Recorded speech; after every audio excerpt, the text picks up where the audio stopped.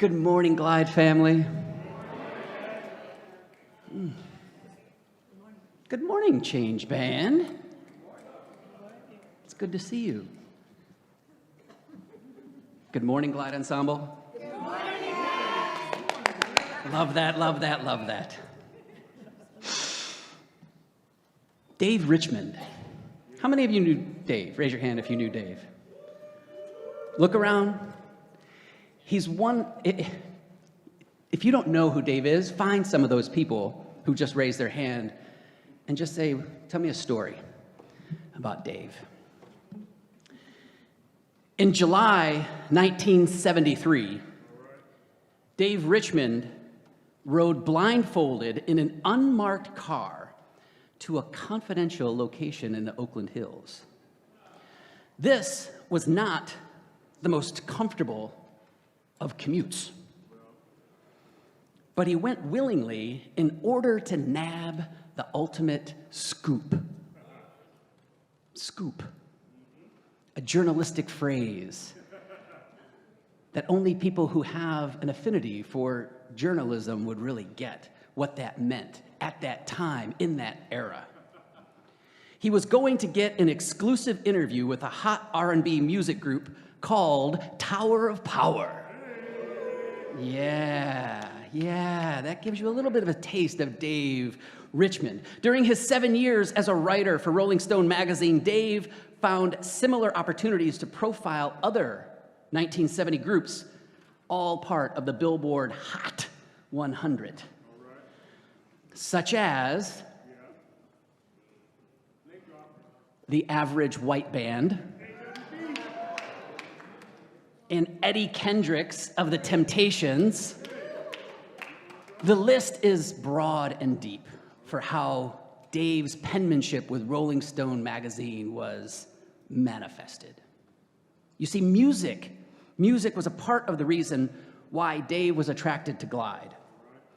After hearing this Glide Ensemble, one more round of applause for the Glide Ensemble. And then having met their nationally renowned pastor and community leader, Cecil Williams, Dave dedicated his life to this place.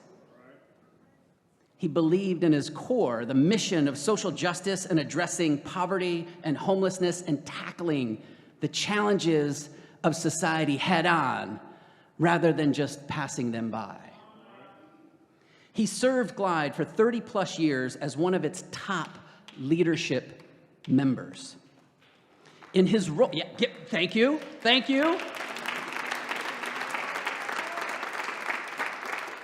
In his role as director of program development, he helped build this beautiful institution that we now know and love into what it is and one of the most recognized nonprofits in the world. Dave graduated from San Francisco State University with a bachelor's in journalism. As you see, writing was a passion for Dave. He was quiet by nature. He was kind and listened to people and helped them tell their stories. Words were Dave's friend. He typed furiously, pounding brilliant prose on an IBM Selectric typewriter with 2 fingers. That's how Dave rolled, right? His stories of the marginalized and underrepresented led to substantial grants. That's where the early funding was coming in as a byproduct of his work to build these programs that were serving the neediest of the needy in San Francisco. It enabled Glide to grow and thrive. Y'all may be familiar with Jan and Cecil's published works. The very first published work was called I'm Alive. Cecil's very first autobiography was called I'm Alive, and Dave was the ghostwriter for that book. It's a phenomenal read. You can find it. It's hard to find, but you can find it. Dave was more than just the sound man, because before every morning celebration, he would always come up to this microphone to do a sound check. 1, 2. 1, 2. Hey, hey. 1, 2, 1, 2. Hey, hey.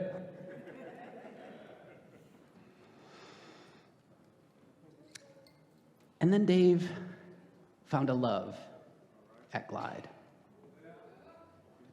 He married Vicki Lee, a fellow lifelong member of this organization, and they built a life together in Oakland as they did their daily commute across the Bay Bridge.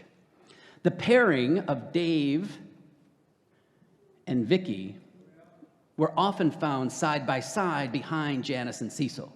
You would see Janice and Cecil in the spotlight, and then a whoosh, and there'd be Dave going to get that done. Another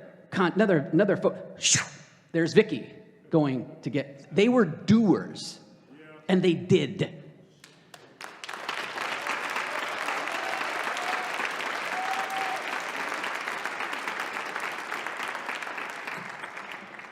In Janice's words, Dave Richmond was our most trusted and loyal, hardworking colleague. He has been like a steady beacon, getting things done quietly, always with humility and kindness.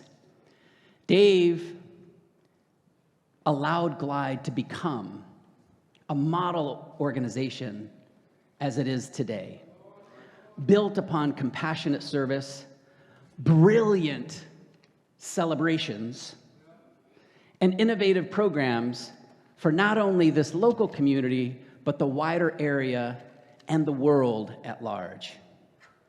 Dave, this is Janice's words, Dave helped us to keep from falling down and has been the dependable hand to pull us up when we needed him. During his long struggle with Alzheimer's, Dave was blessed to be able to spend a tremendous amount of time with a friend and former colleague, Reverend Leon Bacchus, who happens to be here right now. Please give a warm, warm welcome to Reverend Leon Bacchus.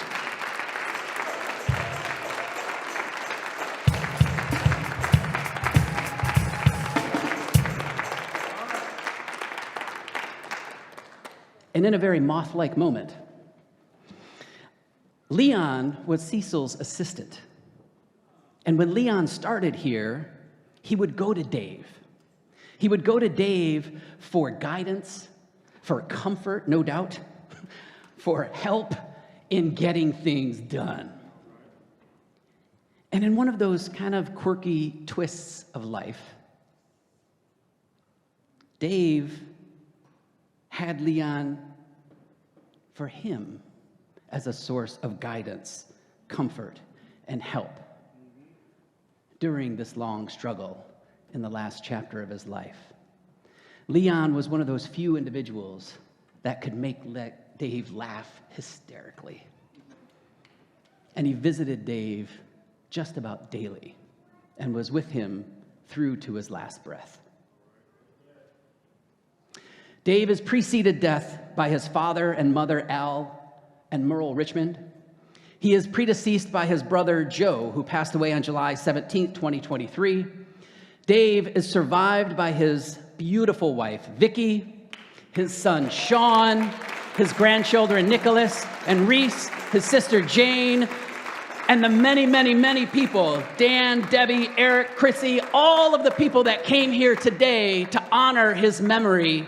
Thank you, thank you, thank you for being part of this beloved community.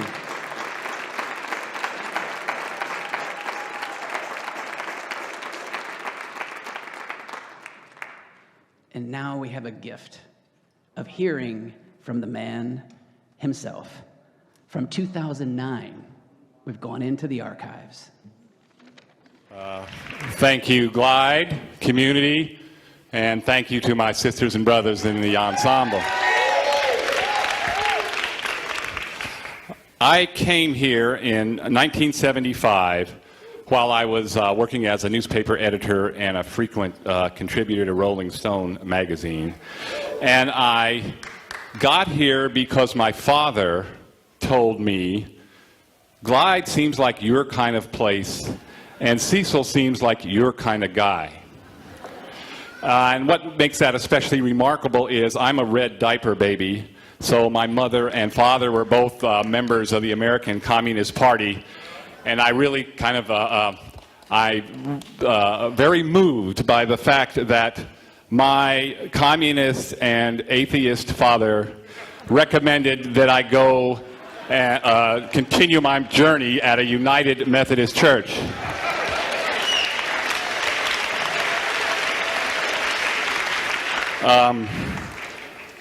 So why have I stayed here for 34 years? I believe that all of us are family to each other. All of us in this room, all of us in this city, all of us in this world. And when your brother or sister arrives at your doorstep, you don't turn them away. You help them, not because you pity them or feel superior to them, but because, and this I learned directly from Cecil and Janice, you do it because you love them.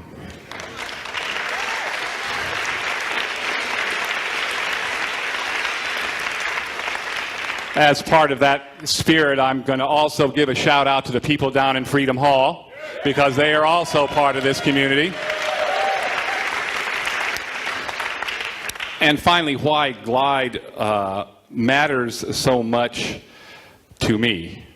And the way I choose to look at it, and Jan and I have this conversation from time to time, is what would it be like if there were no Glide? Thousands, I think that's a fair statement, thousands more people would be hungry. Hundreds, if not thousands, of people would be without health care.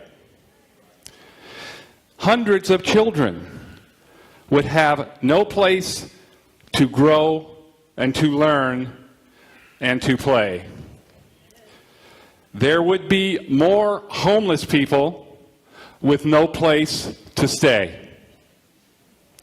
And there would be more women on the street being beat down, exploited, addicted, and with no place to go for sisters that could stand with them and help them get through it as well.